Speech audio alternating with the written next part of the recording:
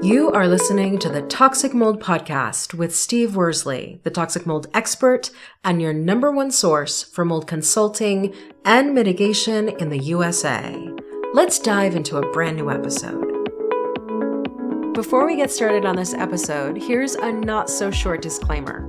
While all attempts have been made to verify the content provided in this podcast, neither the podcaster or the producers assume any responsibility for errors, omissions, or alternative interpretations of the issues discussed here.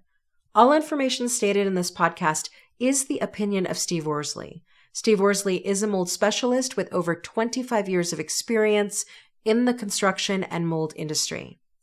The Toxic Mold Podcast is for information sharing purposes only. The views expressed are those of the podcaster and his alone. These views should not be taken as expert instruction or commands. While there may be references to medical conditions and symptoms, all podcast episodes are the opinion of Steve Worsley, and any medical questions or concerns shall be addressed with the appropriate licensed medical professional or professionals. As the podcaster refers to different mold types, please be aware that Steve Worsley is not a microbiologist, and questions concerning mold specifics should be answered by the appropriate professional. Steve isn't, nor does he offer any legal advice. For any legal advice, you must speak with a lawyer. The listener is 100% responsible for his or her own actions.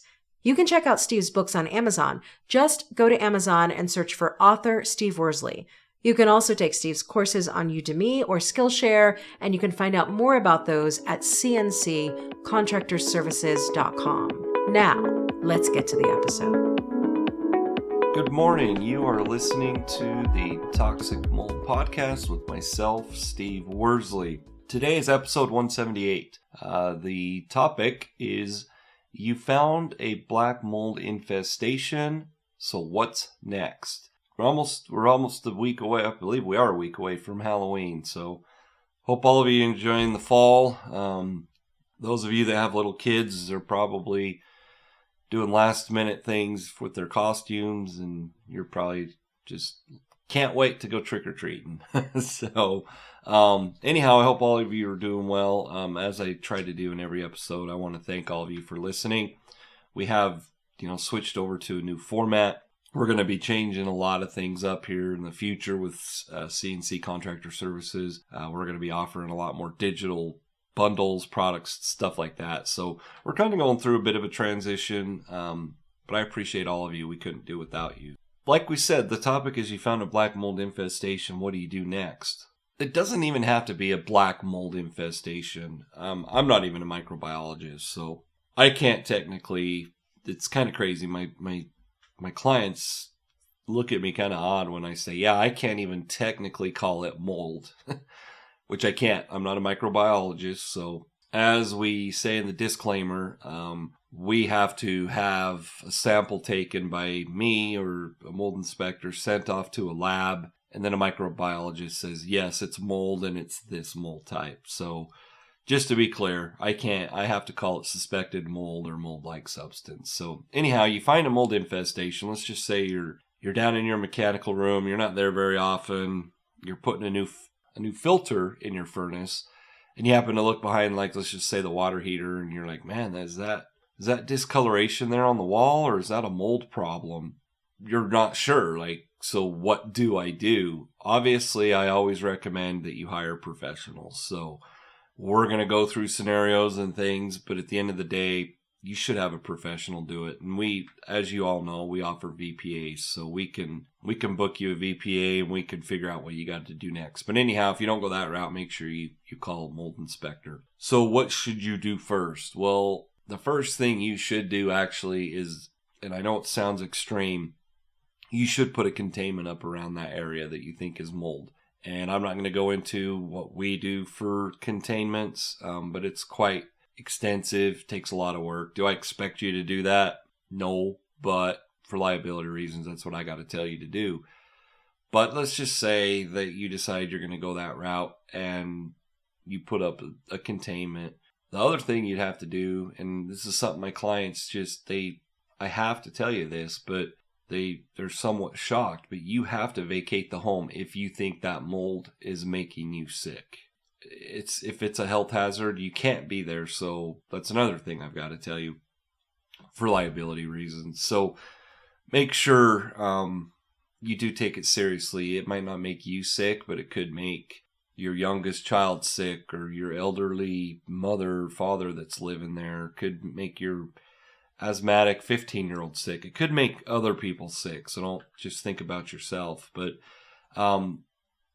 who do you look for when you're going to call a specialist? That's something we're going to go over here in the next few weeks. We'll go into depth a lot further as far as who do you call.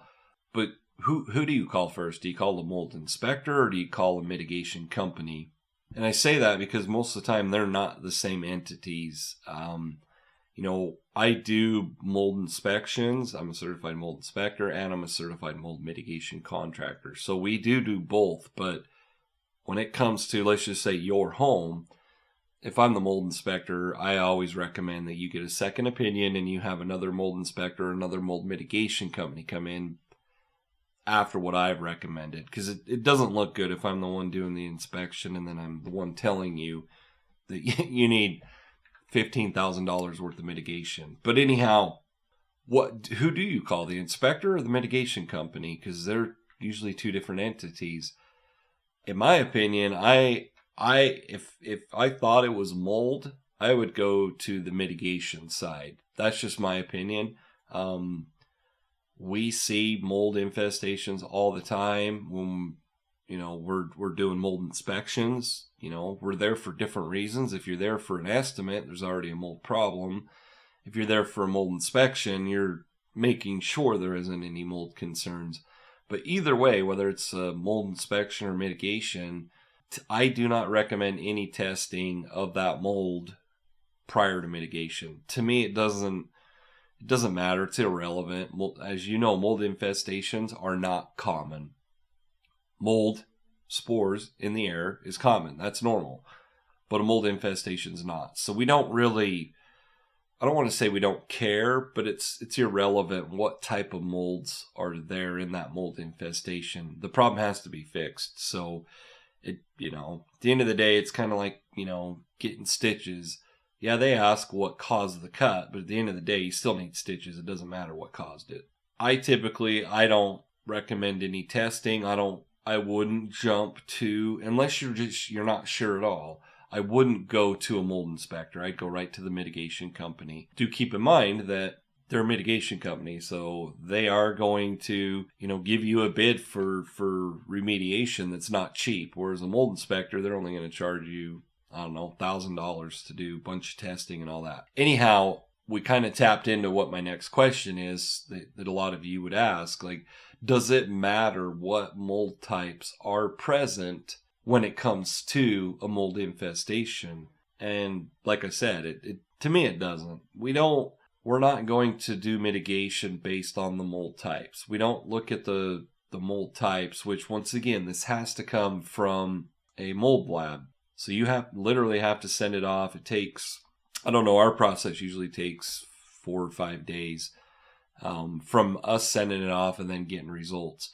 But anyhow, let's just say the lab says, yeah, there's Penicillium, Aspergillus, Cladosporium, Ascospores, but there's no Stachybotrys in that sample. Does that mean we don't do mitigation? No, we still do mitigation. It doesn't matter what mold types are there, and that's my point. We don't really care, because mold, if you've listened to this podcast long enough, even common molds can make you sick. Lots of different common mold types can produce mycotoxin. It's kind of a slippery slope, but on the other hand, it's really not, in my opinion. It doesn't matter what mold types are present when it comes to mold mitigation. So if you want to know, that's up to you. I tell my clients all the time, if it's worth it for you to spend that extra money for us to take samples and send it off to a lab, we'll do it. It's just not going to change anything we're going to do on the mitigation side of things.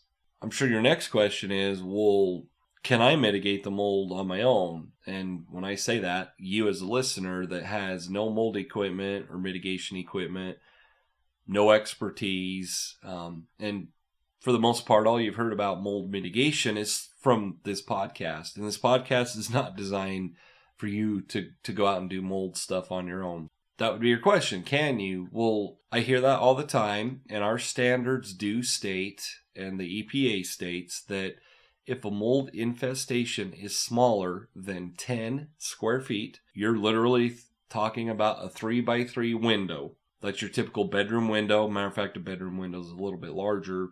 That's the size of a mold infestation that we can tell you can fix on your own.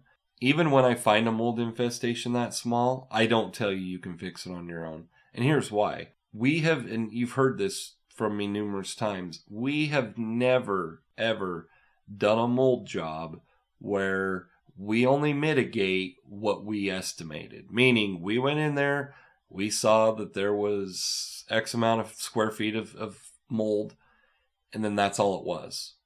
Mold mitigation, and I say this with mold is the gift that keeps on giving. When we start cutting walls out and sheetrock out, we have to chase the water stains and the mold, and it's never right where you think it's going to be. It's always larger. My whole point is even if you found, let's just say, a 2 foot by 2 foot area, 4 square feet of mold, I'm not going to tell you, yeah, you can do it on your own. My exact verbiage would be, it's likely a lot larger than that. You don't have the equipment, so no, you shouldn't do it. But let's say you try to do it. You're going to run into a lot of problems like we talked about. I don't go through mitigation processes. Every job's different. Every company's different. We use different chemicals for different materials. It's just, it's complex. You know, when it comes to you doing mold mitigation on your own, can you? What you can do and what you should do are two different things. So do you need to hire a professional to come in and you pay them $5,000 to mitigate one little spot on a floor joist? That's up to you. I mean, if it was me in your shoes, if that's all it was, the problem had been remedied, you know, let's just say it was lack of ventilation, you got a little bit of mold on a floor joist, I wouldn't pay somebody $5,000 because that's literally what we have to charge minimum to come in and do mitigation. And the reason behind that is that it's a lengthy process. We don't just come in and spray chemicals. A lot of people think that. I have general contractors all the time that think that, you know, we can just go in and spray it. It takes you a couple hours and you're good to go. No, it's pretty complex. There's containments involved. There's air scrubbers, ozone machines, lots of things that are that go into mold mitigation. So to think you can do it on your own is a bit naive, and that's okay. We're all experts in what we do. I just want you to know, if you're trying to do something on your own when it comes to mold mitigation, you could do just a couple things wrong and it could make you sick. You could have cross-contamination concerns, and literally that little mold or little area of mold that you thought you were mitigating could literally cause problems in another corner of the house because those molds got into your HVAC system. You know, just keep that in mind. And I get it. None of us have the money to just throw around and say, yeah, okay, you know, this little tiny mold problem is only going to, take me a couple hours. But if I pay a company, they're going to come in and it takes several days because of the processes they have to follow with their certifications. I don't have $5,000 to do that. So I get it. But I just want you as a listener to understand the risks you're taking. And I don't want to scare anybody into saying, hey, you can't clean it up. But as we've talked about in other episodes, you can't, and we don't, only spray chemicals on mold. That's not how you get rid of mold concern. And as you very well know, if you've listened to those episodes, spraying is, I don't want to say feeding, but it is. You're contributing to a deeper mold infestation or a larger mold infestation if all you do is spray whatever chemicals you find at your hardware store. If you just spray that on that mold, you're just creating and contributing to more mold growth. So don't do that. So what's our call to action? If you have a mold concern, I just told you, don't try to deal with it on your own. Even if you can't afford the mitigation, you shouldn't just ignore it and say, hey, we're not going to deal with it. Or you shouldn't just say, hey, I don't have the money. I'm going to fix it myself. You need to get somebody involved. It doesn't have to be me. You need to get a mold specialist involved that will walk you through the process, make sure you're doing things right. Because there are things like getting your insurance company involved, and there's other options that, as mold specialists, we have the experience, and we know that, we don't just say, oh, you can't afford it, okay, let's just forget about it. That's just not how we operate. So, because at the end of the day, we want all of you to be healthy in your homes. We also can't work for free, but there are other options, is my point. So go out, hire somebody that's reputable. We do all sorts of consultations. I'm not sure when we kind of expanded that, but I think it was last year, the year before. I have different consultation packages. We do VPAs, virtual property assessments, which is literally a mold inspection. We do just phone consult. Well, it's a Zoom, but we do full mold consultation. We do consultations that don't involve a phone call. And it is literally, you send me your lab results and I type up an interpretations letter and send you back what we think. So we have different levels. We have full mold mitigation consultation packages. We have building a new home consultation packages. So if you go to our website, cnccontractorservices.com, there's a tab you click on that's consultations. It's fairly, quick, easy. There's like 6 different packages that explain everything, has the pricing. Go to our website and book one of those consultations. There should be something available for all of you. Go ahead and go do that. Once again, I appreciate all of you for listening, and have a great day.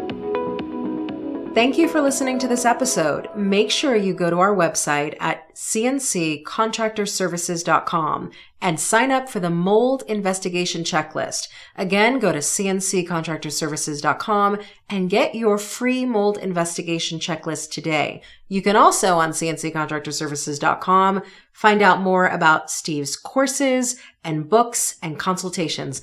Once again, go to cnccontractorservices.com.